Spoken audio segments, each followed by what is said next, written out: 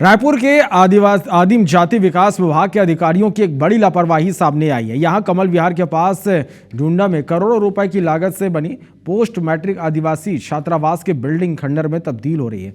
Building के ground floor से लेकर तीसरी मंजिल तक हर जगह मवेशी नजर आ रहे हैं। तीनों मंजिलों के फर्श और सीढ़ियों गोबर से ढकी हुई हैं। सभी कमरे, हॉल, किचन में लगी चौखट, बिजली और छात्रों के सामान चोरी हो चुके हैं। बाथरूम और फर्श की टाइल्स तक चोरी कर ली गई। हॉस्टल बिल्डिंग के अलावा स्टाफ बिल्डिंग का भी यही हाल है। खंडहर में तब्दील हो रही इस बिल्डिंग का जायजा लिया हमारे संवाददाता संदीप शुक्ला ने।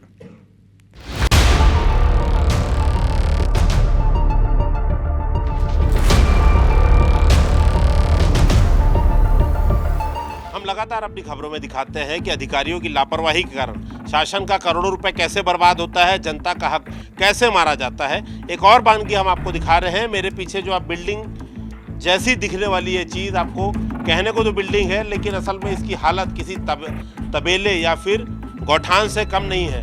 आपको बता दें, पूरा स्ट्रक्चर जो आप देख रहे हैं असल में ये आदिवासी छात्रावास है। करोड़ों रुपए की लागत से ये बिल्डिंग 2017 में टेंडर होने के बाद तैयार हुई थी, लेकिन आज इसकी हालत देखिए।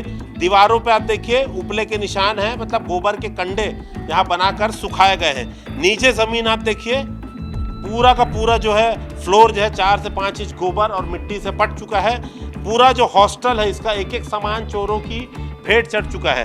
तो हम आपको दिखाएंगे कि कैसे करोड़ों रुपए की संपत्ति बर्बाद हो रही है। आदिवासी छात्रों को यहाँ पर रखने के लिए ये 100 सीटर हॉस्टल बनाया गया था करोड़ों रुपए की लागत से, लेकिन आज इसकी स्थिति देखिए कि कोई तबेला या सरकारी गौठान भी इससे अच्छी कंडीशन में रहता है। ये देखिए, ये चौखट थी, ग्रेनाइट की चौखट। चोर इस चौखट का पत्थर तक जो है चुरा चुके हैं। बिजली का कोई सामान नहीं बचा है। पहले मैं आपको कमरों की स्थिति दिखाता हूँ। पहले आप ये देखिए, मकड़ी के जाले यहाँ पर लटके हुए हैं। अब ये देखिए, ये ऐसे हॉस्टल के अंदर पत्थर से शेल्फ और अलमारियां बनाई गई थी, तोड़कर इसे सब कुछ चोरी हो चुका है। जो बिजली का सामान है आप देखिए, ये बोर्ड देखिए, या फिर दीवारों पे पाइप जो है आप देखिए, सब कुछ जो है वो चोर निकाल कर ले जा चुके हैं। अब आपको बता दें, साफ समझ में आ रहा है कि स्थानीय लोग इसी तबेले की तरह इसे इस्तेमाल कर रहे हैं। बहुत संभल कर चलना होगा। मैं आपको साथ में दिखाते जाऊँगा कि बड़े कमरों की भी क्या हालत है। सामने देखिए, अभी 10 से 12 मवेशी यहाँ पर हैं, जिनके गले पे पट्टा भी बंधा हुआ है, निगम का नंबर भी है। मतलब ये प्राइवेट जो है मवेशी है, आवारा नहीं है।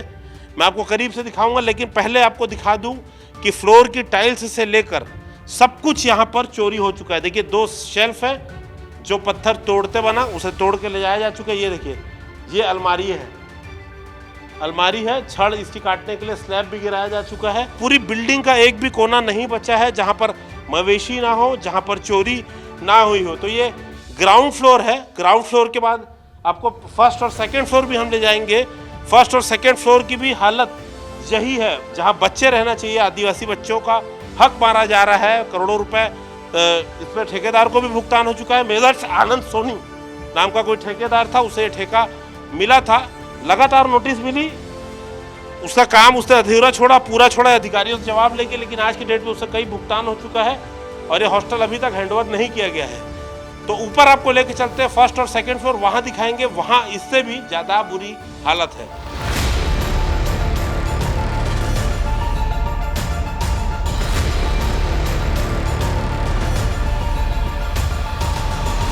देखिए, गोबर और फिसलन भरी इन सीढ़ियों से चढ़कर हम ऊपर आ चुके हैं। सीढ़ी आपको दिखा रहे हैं ताकि आपको भरोसा हो सके कि हम फर्स्ट फ्लोर पे पहुंचे हैं। देखिए, फर्स्ट फ्लोर पे क्या हालत है। ये फर्स्ट फ्लोर का जो आप सोचिए फ्लोर है, ये आप देखिए कि किस कदर ये गोबर और मिट्टी से पट चुका है। ये जो गाय है आवारा नहीं है और ये कहीं ना कहीं प्राइवेट है। और यहाँ भी आप कमरों को देखेंगे तो एक भी चौखट आपको कहीं से सलामत नहीं दिखेगी, ना कोई सामान दिखेगा, बल्कि कमरों की जो टाइल्स है उसे भी तोड़ दिया है उपद्रवियों ने, चोरों ने। ये तो फर्स्ट फ्लोर है। आपको एक फ्लोर हम और दिखाएंगे। और सबसे चौंकाने वाली बात, इस हॉस्टल को बच्चों को हैंडओवर नहीं किया गया। इसके बगल में ही और छात्रावास बनाया जा रहा है। सोचिए, करोड़ों रुपए खर्च करके इन्होंने एक हॉस्टल बना दिया, जिसे बच्चों को हैंडओवर नहीं किया रहने के लिए विभाग को। अब देखिए, उसके बाजू में ही एक दूसरी बिल्डिंग चल रही है करोड़ों रुपए से। तो साफ समझ में आ रहा है कि देखिए, इसका उपयोग होता तो उसका टेंडर नहीं निकल पाता। तो ये देखिए, अब पुरानी बिल्डिंग पे खड़े, ये पुरानी बिल्डिंग का किचन है। अब नीचे देखिए पौधे उगाए हैं किचन, इसके अंदर और भी गंदगी है। ये पूरा किचन वाला एरिया है, इसका एक स्टाफ क्वार्टर भी है जहाँ पर और ज़्यादा सामान लगाया गया था। हम उसकी भी हालत दिखाएंगे। तो चलते हैं सेकेंड फ्लोर, आपको दिखाएंगे कि कैसे जिला प्रशासन के अधिकारियों की लापरवाही के कारण सरकार का करोड़ों रुपए जो है वो बर्बाद हो चुका है। आदिवासी बच्चों का हक मारा जा रहा है।